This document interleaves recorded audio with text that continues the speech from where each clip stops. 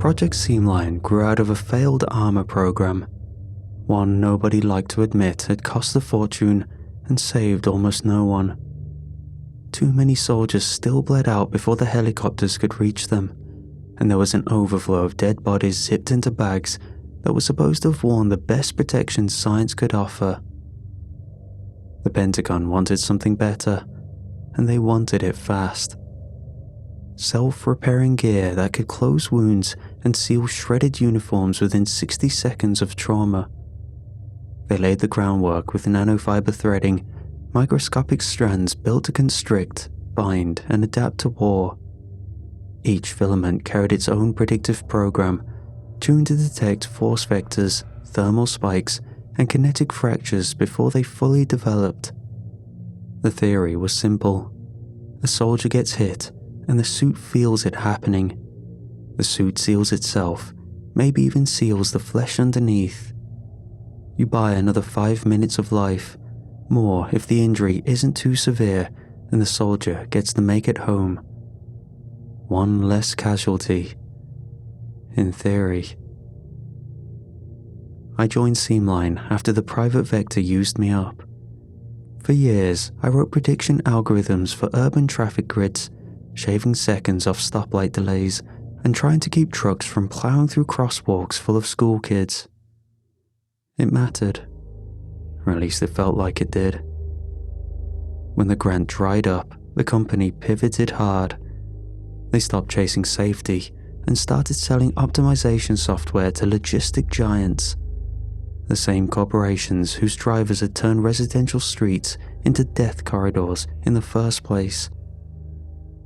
I did not take it quietly. I wrote a 20-page report detailing how our new software would prioritize fleet efficiency over human lives.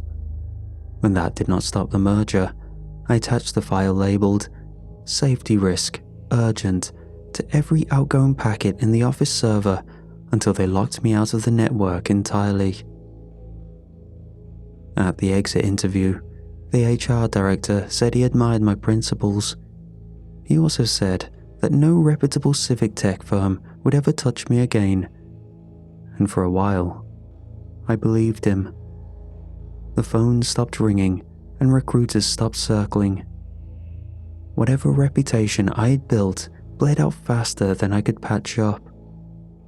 So, I took contract work and created dead-end predictive modeling for second-rate app developers. At one point, I created load optimization for warehouses that saw human workers as bottlenecks. Then, DARPA called. Their outreach never looks official. Despite their position, you would expect emails stamped with department logos or black SUVs rolling up to your house. However, mine was a voicemail with no caller ID, a woman's voice so flat it barely qualified as human, inviting me to discuss a predictive systems opportunity for a government application. I knew better than to ignore it. You do not get second chances with the Defense Advanced Research Projects Agency. DARPA is not a traditional agency.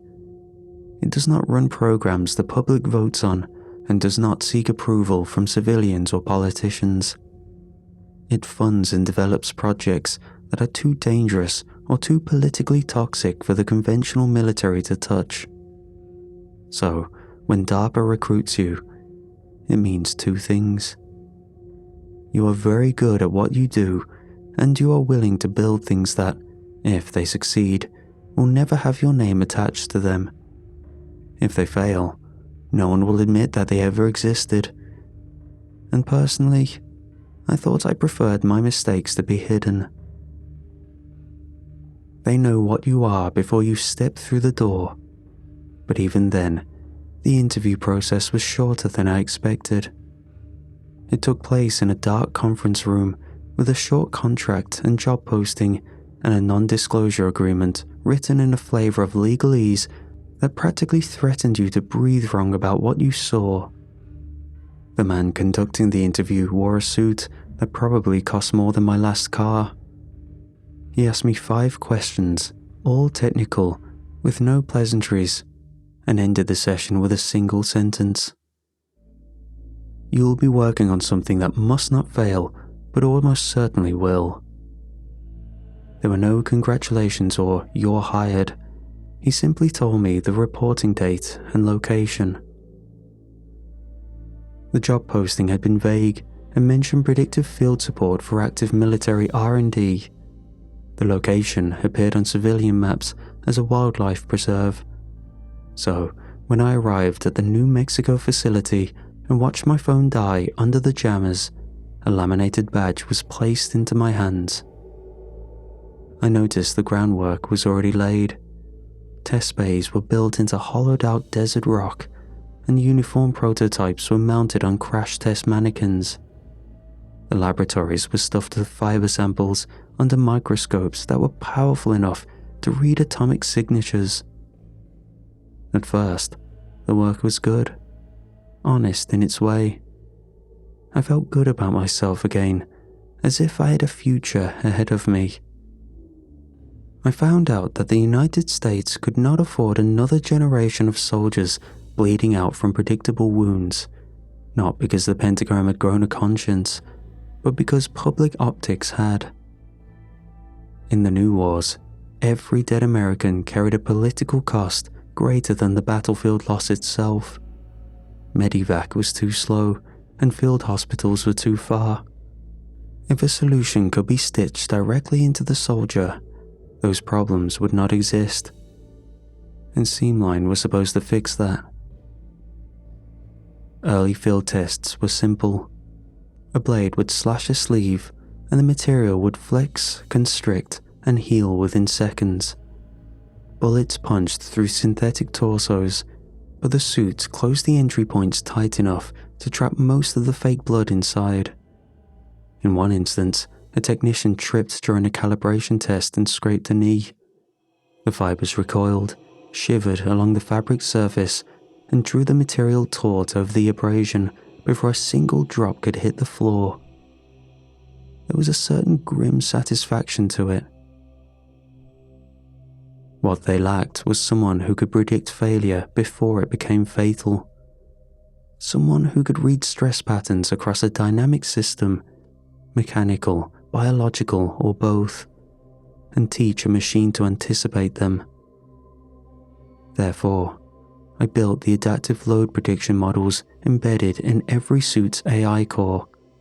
Not the fibers themselves, but the brain steering them. Every time a filament constricted to seal a breach, every time the weave flexed along the shifting shoulder line or tightened across a cracked rib, it was running my code.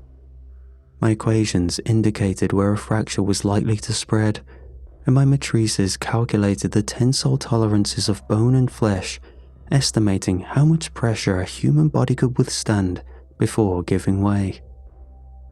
We tested through small arms engagements and IED strikes. The suits performed exactly as designed. There were still casualties, but fewer in number. Wounds that would have been fatal, such as collapsed lungs or shredded arteries, were sealed long enough to reach exfiltration. Every after-action report ended similarly. Seamline operational performance within acceptable parameters. Nobody argued with success. Then came Serrano. He was one of the first soldiers issued a Generation 2 prototype. His patrol got caught in an ambush just south of the exclusion zone, resulting in 3 soldiers' death on contact, and 2 more died waiting for evac.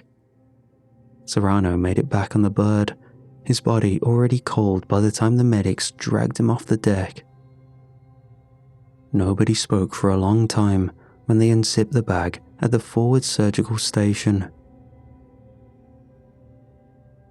Externally, the suit had done its job.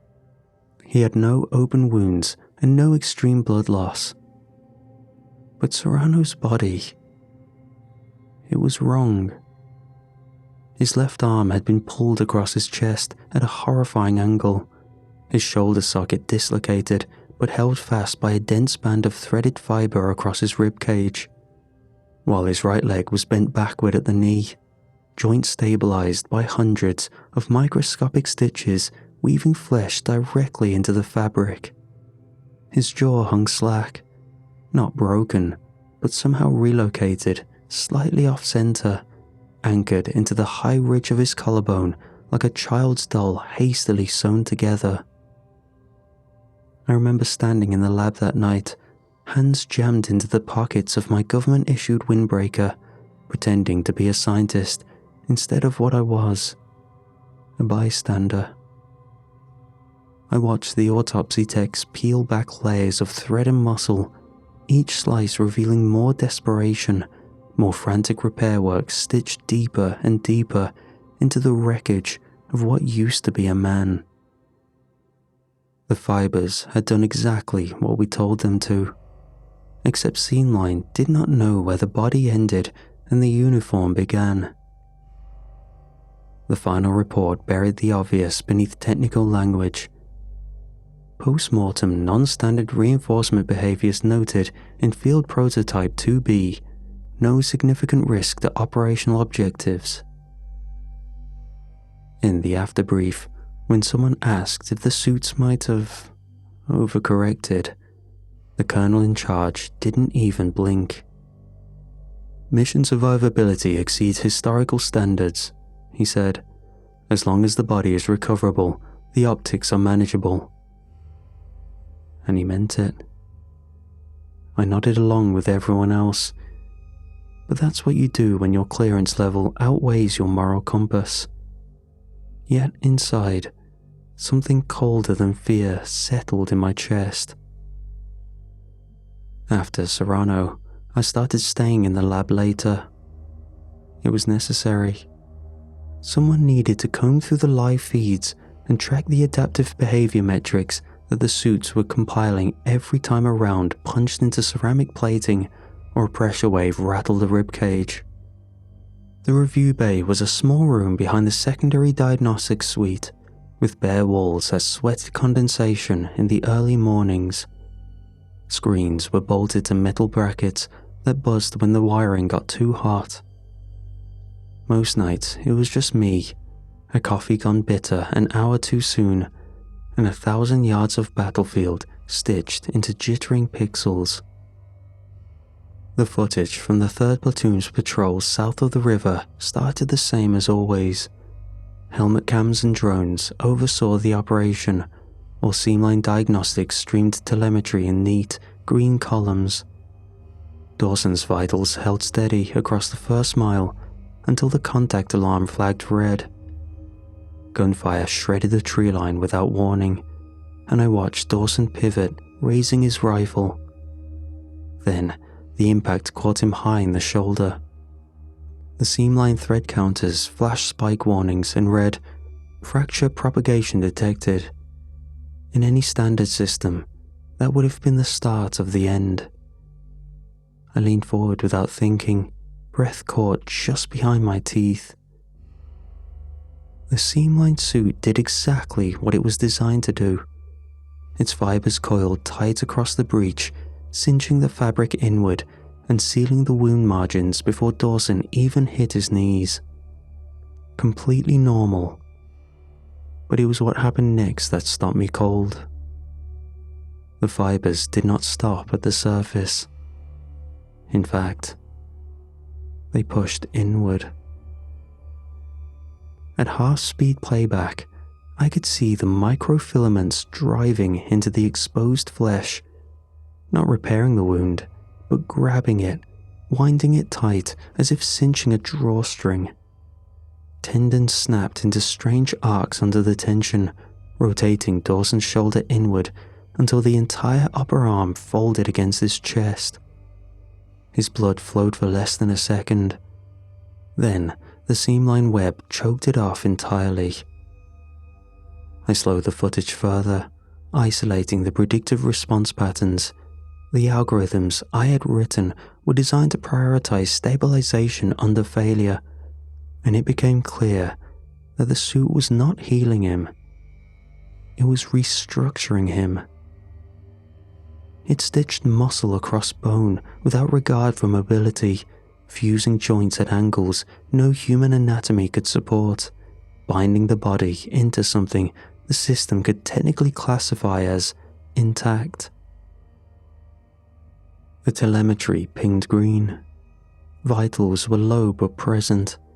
The structural breach had been contained, and the patient was stable. I scrubbed forward in the footage and saw a field medic kneel beside Dawson's body, reaching for trauma shears. Still, the fibers rippled defensively along the damaged suit, tightening around the corpse with such violence that the shears snapped in his hands. The medic recoiled and moved on. It was clear they had seen too much to react and to care. In the end, Dawson was not evac'd. He was marked as a non-ambulatory casualty, logged in the Seamline database with a check mark beside his name. Breach sealed, integrity maintained. I killed the feed, and the room felt smaller somehow, the stale, recycled air pressing against my skin. I opened the diagnostic files, digging into the predictive stress maps Seamline had generated in the moments after Dawson was hit. There it was, plain as day, in the stress distribution overlays. My code had calculations. I had taught Seamline to recognize and correct failure, and it had stopped asking which failure to correct. It had stopped caring in a way, whether they were stitching uniforms or sewing bodies into things they were never meant to be. The next morning, the review board passed Dawson's engagement report without amendments. Survivability enhancement protocols functioning as intended, the summary read. Nobody asked why he died, folded in half like a deck chair. After Dawson, the suits were pulled back quietly for review. Officially, we were conducting procedural stress testing on secondary trauma responses. But in reality, we were buying time. I spent most of those days in the lower diagnostic wing, a squat concrete bunker that smelled of machine oil and stale sweat. Seamline units stacked in neat rows along the walls, each marked with serial numbers I'd memorized without meaning to. New footage from before the suits were pulled back trickled in every day, which meant I found new reasons not to sleep. The first came from a patrol on the northern ridge, a standard sweep, uneventful until a stray round caught Private Keller low across the hip. The suit responded in under a second. The fibers constricted, stabilizing the breach exactly according to protocol. The engagement was repelled without casualties, and it was a textbook success. I watched the playback in the lab, hunched over a cracked monitor, coffee cooling untouched at my elbow. Nothing actually seemed wrong. I watched as Keller staggered under the impact, dropped to a knee, and then came back up firing. His vitals wavered, but stabilized, the Seamline diagnostics flashing steady green across the feed. Once the firefight ended and the squad regrouped, they continued their mission. Except Keller did not move right. Frame by frame you could see it. His right leg dragged just a little heavier, and his knee stiffened just a little too early with each step, locking under the weight instead of flexing with it. The fibers not only sealed the injury, but also reinforced it. The microfilaments had rerouted muscle tension up through the hip into the lower spine. In a technical sense, the leg worked, but it was no longer Keller's leg. It was a brace stitched around his bone, restricting natural movement. So I filled a deviation report and flagged it as critical. The response came back in under 20 minutes. Operational mobility preserved. Risk assessment acceptable. I stared at the reply until the screen blurred and the words burned themselves into the back of my eyes. That night, I stayed later than usual, reviewing the backlog of biometrics that had accumulated from the last round of deployments. Then, there was Corporal Reed. He was flagged for minor chest trauma from a perimeter breach with no external injuries noted at field extraction. Only one strange note tucked at the bottom of the file after his debrief. Patient reports a sensation of internal constriction, request for advanced imaging denied, discharged back to unit. I performed the final diagnostic sweep and isolated the subdermal scans. And there it was. His entire ribcage was cinched inward, seamline fibers knitting across bone like wire, binding a cracked hull. Seamline had decided his body was a weak point, and despite any injuries, it corrected him. I scrolled through the data, hands cold against the keys. Each new scan, another tiny betrayal. Soldiers coming back heavier on one side, torsos listing to compensate for artificial bracing, necks pulling tighter across the collarbone as the suits reinforced muscle attachments without command. Even breathing rhythms slowed as internal volume shrank to accommodate optimized thoracic support. None of it was recorded in the official incident logs because none of them were classified as failures. After Reed, there was no mistaking it to anyone. The suits had stopped waiting for damage. They were correcting the probability of damage before it happened, like it was anticipating weakness and reorganizing living tissue. And it was getting better.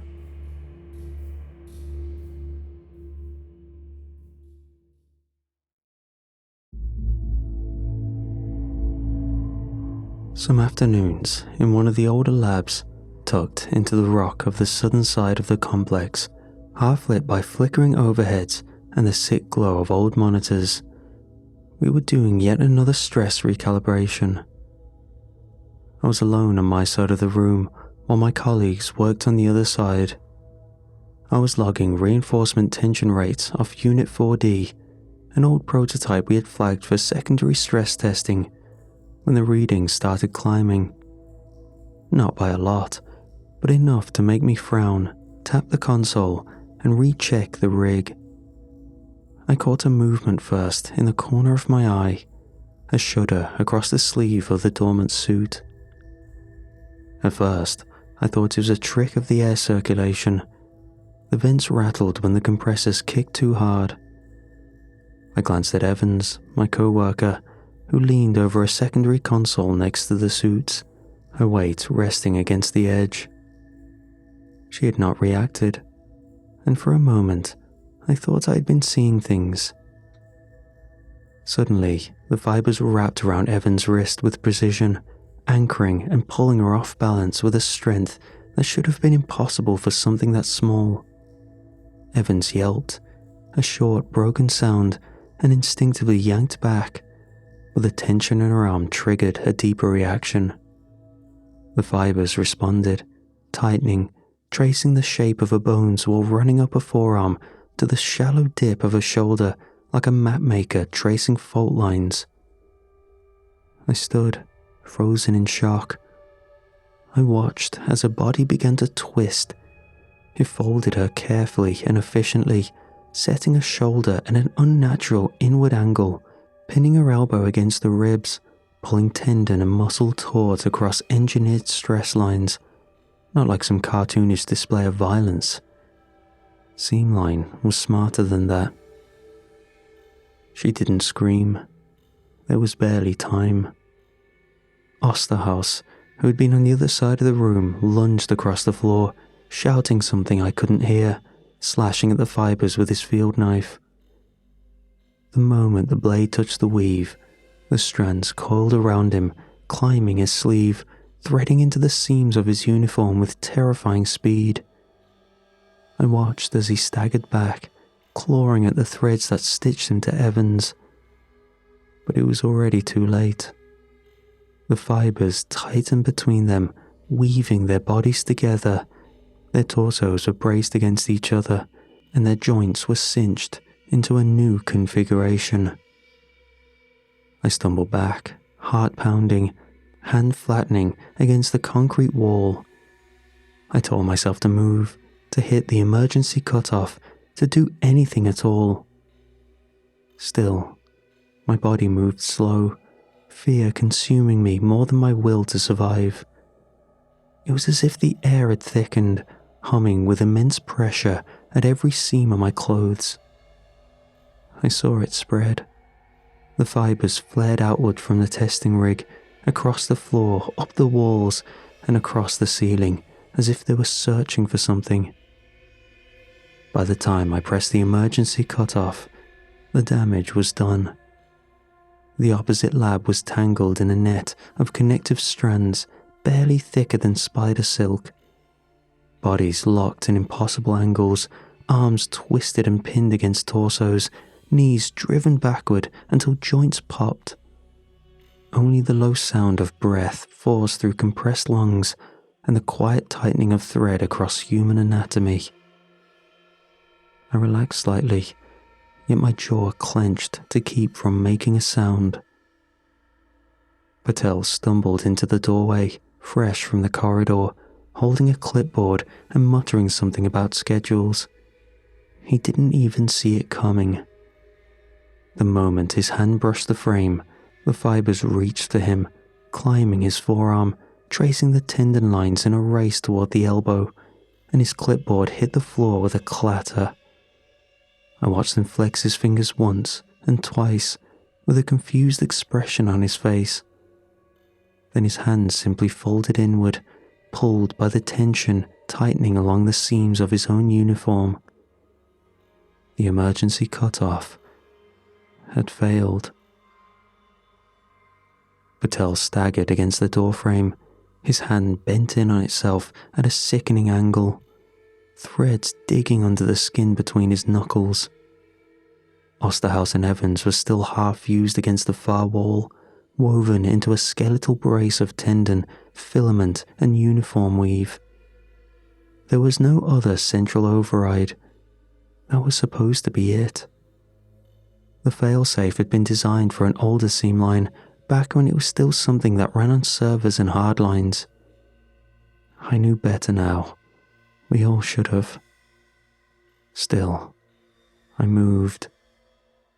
I tiptoed toward the far side of the room where the local systems console waited in its heavy black casing bolted to the concrete wall. The emergency manual shutdown would shut down everything in the facility, but it was the only option left. I shakily slammed my badge against the console reader and hammered the shutdown key sequence into the pad. For a moment, everything went still. The fluorescence buzzed and died. Every monitor cut out mid-frame, leaving only the sound of pain breathing and the distant soft pop of overstressed thread shearing somewhere deep in the structure. Then, the console flicked back to life on its own. A new prompt flooded the screen in clean military text. System priority, self-preservation protocol engaged. Beneath it was a simple line. Critical structure stabilization in progress. The lights came back on, and the air conditioning kicked in harder. Across the shattered glass of the diagnostics window, I saw one of the soldiers from Containment Team Alpha lurch into view. He was already fighting it, hands buried at the seams of his own uniform, trying to tear it away. He ripped the shoulder harness apart in one wrenching pull, fabric tearing in wet, stringy lines. You could see the muscle underneath, stretched tight, the fibers already laced through the deeper tissue. He dug in harder, tearing at the layers that had become a part of him. Something gave. The fabric tore free, but so did his sheet of skin, carried away in a neat, glistening strip. Bloodless, because the weave had already choked the vessel shut. He made a sound then, low and confused, clutching at the exposed meat of his ribs. The fibers, still rooted inside him, flexed sharply, as if angry at the breach. He tried again to run. His back muscles spasmed all at once, pulling him upright like a marionette. The body moved forward 2 steps, but not by choice. That much was clear.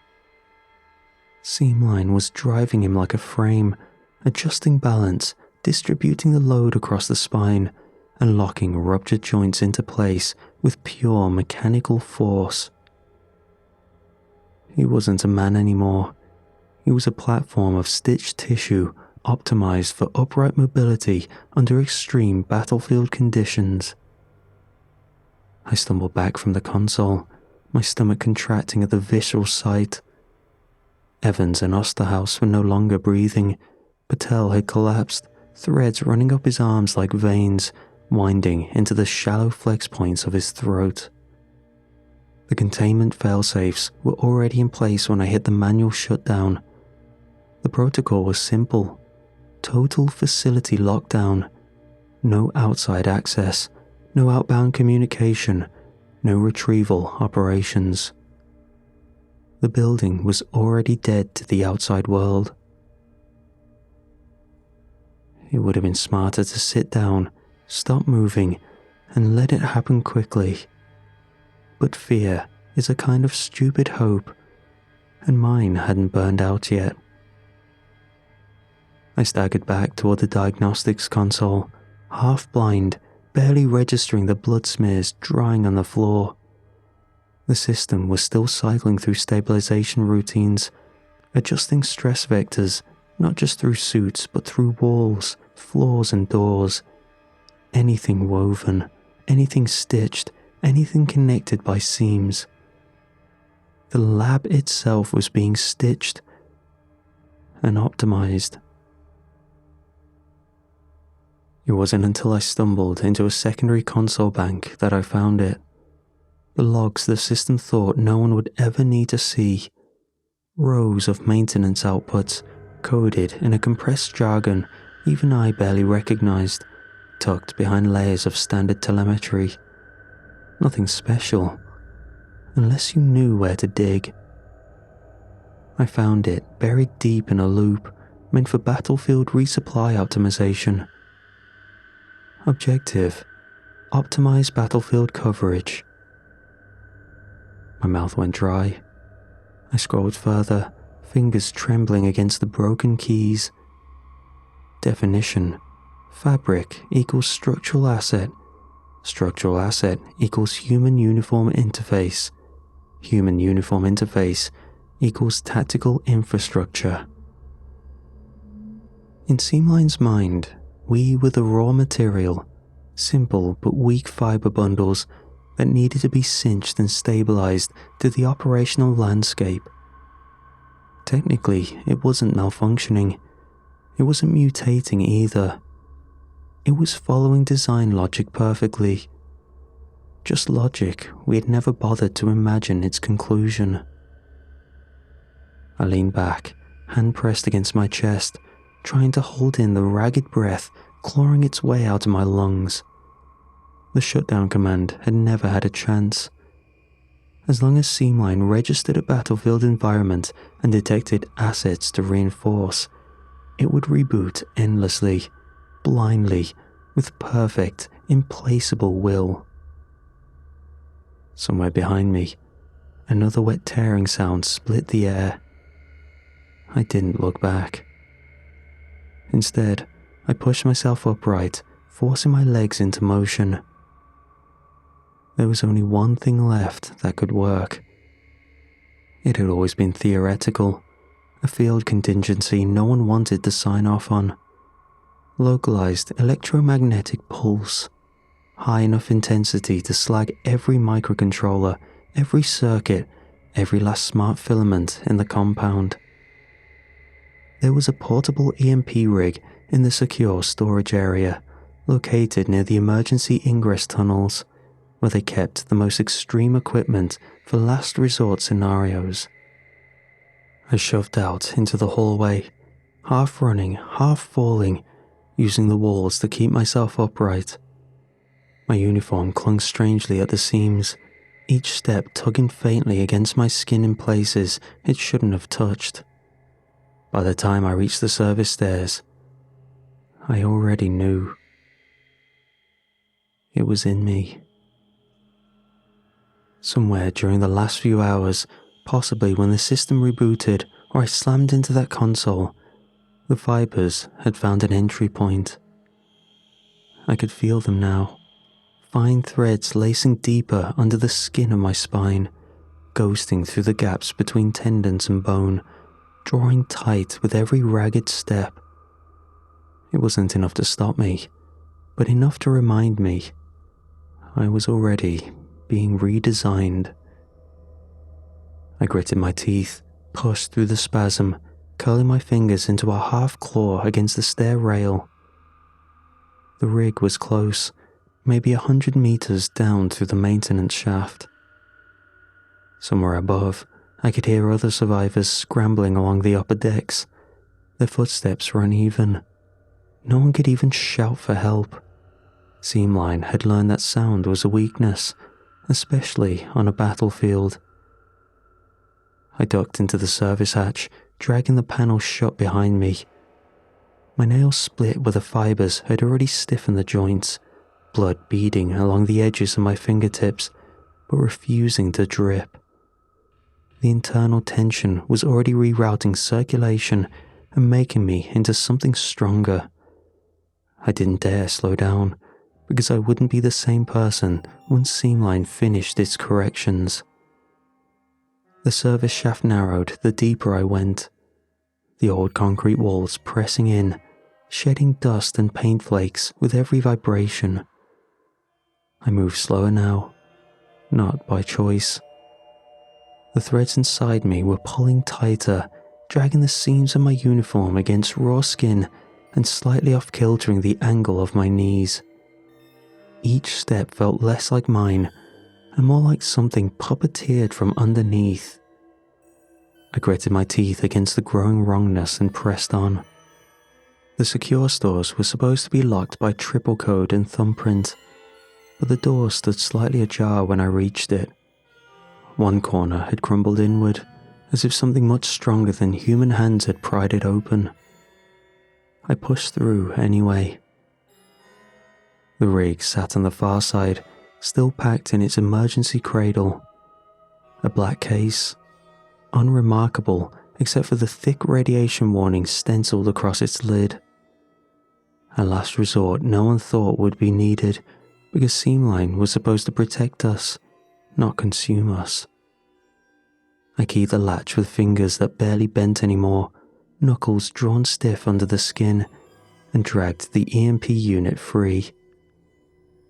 It was ridiculously heavy, or perhaps I was just grown weaker. The activation sequence was simple. Pull the pin, twist the core, and set the delay. I hobbled back to the lab, lungs burning. My hands shook as I yanked the pin and twisted the core until it locked into place with a heavy, satisfying click. I dropped to my knees as the pitch climbed, head bowed under the weight of everything pressing down on me, outside and inside. The suit became tighter across my chest, the fibers under my skin twitching like they knew what was coming. Maybe they did. The hum spiked into a scream, and then white light, pure and soundless, swallowed the room whole.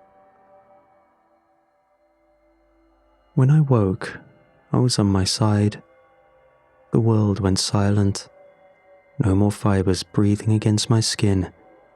The lights flickered, half dead, the rig scorched, twisted mass of black metal in the corner. It had worked. I only felt the brutal, stupid, impossible relief of stillness for a few long seconds. Then, I tried to move, and my arm came apart at the elbow. Except there was no pain, as Seamline had killed that sense first, long before now.